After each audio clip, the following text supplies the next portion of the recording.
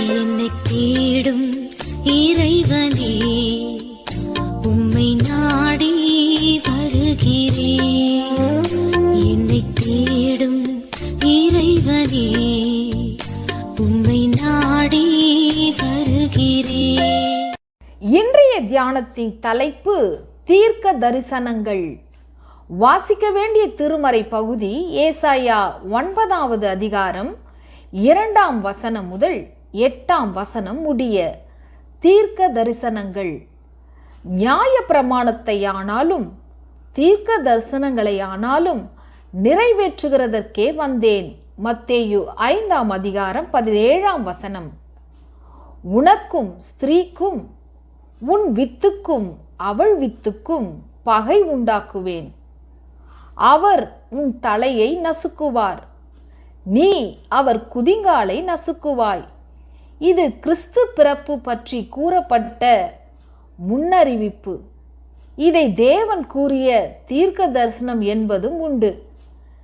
தேவன் தன் குமாரன் எப்படி ஸ்திரீயின் வித்தாய் கன்னியின் வயிற்றில் பிறப்பார் என்பதை, அதாவது இவ்வுலக மீட்புக்காக தான் போட்ட திட்டத்தை முன்னறிவித்தார்.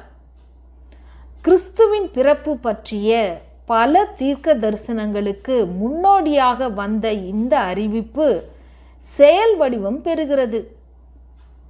கன்னி மரியாளிடம் தேவதூதன் போய், உன்னிடத்தில் பிறக்கும் பரிசுத்தம் உள்ளது தேவனுடைய குமாரன் எண்ணப்படும் என்கிறான். பரிசுத்தமானது ஸ்திரீக்கு திருமணமாகும் முன் கன்னியின் வித்தாய் பிறக்கிறது. இதை ஏசாயா 7:14 தீர்க்க தரிசனமாக ஒரு கன்னிகை கர்ப்பவதியாகி ஒரு குமாரனை பெறுவாள், அவருக்கு இம்மானுவேல் என்று பெயரிடுவாள் என்று சொல்லியுள்ளார். அடுத்து மீகா தீர்க்கதரிசி, எப்பிராத்தா எனப்பட்ட பெத்லகேமே, நீ யூதேயாவில் உள்ள ஆயிரங்களுக்குள்ளே சிறியதாயிருந்தும் இஸ்ரவேலை ஆளப்போகிறவர் உன்னிடத்திலிருந்து புறப்பட்டு என்னிடத்தில் வருவார் என்று கூறிய தீர்க்க தரிசனம் நிறைவேறியது. அதை சாஸ்திரிகள் ஆசாரியர்களிடமும் வேத பாரகரிடமும் கேட்டு அறிந்து கொண்டு பெத்லகேமுக்கு போய் குழந்தை பணிந்து கொண்டதை படிக்கும்போது அறிந்து கொள்கிறோம். அடுத்து ஏரோது பொறாமையால் இயேசுவை கொல்ல நினைத்து அது முடியாமற் போனபோது பெத்லகேமிலும் அதன் சகல எல்லைகளிலும் உள்ள 2 வயதுக்குட்பட்ட ஆண் குழந்தைகளை கொலை செய்தான். அதனால் அங்கு புலம்பலும் அழுகையும் உண்டானது. ராகேல் தன் பிள்ளைகளுக்காக அழுது அவை இல்லாதபடியால் ஆறுதல் அடையாதிருக்கிறாள் என்று எரேமியா தீர்க்கதரிசி கூறியது நிறைவேறியது. எரேமியா 31:15. யோசேப்பு ஏரோதிடமிருந்து குழந்தையை காப்பதற்காக தூதன் சொன்னதை கேட்டு எகிப்துக்கு அழைத்து கொண்டு போனார். ஏரோது மரணமடையும் வரையும் அங்கேயே இருந்தார். ஓசியா தீர்க்கதரிசி எகிப்திலிருந்து என்னுடைய குமாரனை வரவழைத்தேன் என்று கூறியது நிறைவேறும்படி இப்படி நடந்தது. ஓசியா 11:1. இப்படி பல தீர்க்க தரிசனங்கள் தேவகுமாரனின் பிறப்பில் நிறைவேறின.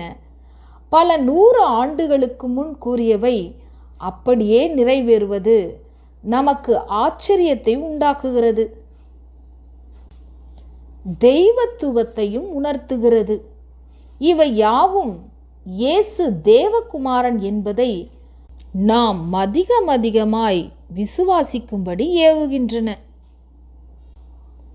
பழைய ஏற்பாட்டு தீர்க்க தரிசனங்கள் கிறிஸ்துவின் முதலாம் வருகையில் நிறைவேறின. புதிய ஏற்பாட்டு தீர்க்க தரிசனங்கள் 2ஆம் வருகையில் நிறைவேறும். ஆயத்தப்படுவோம்.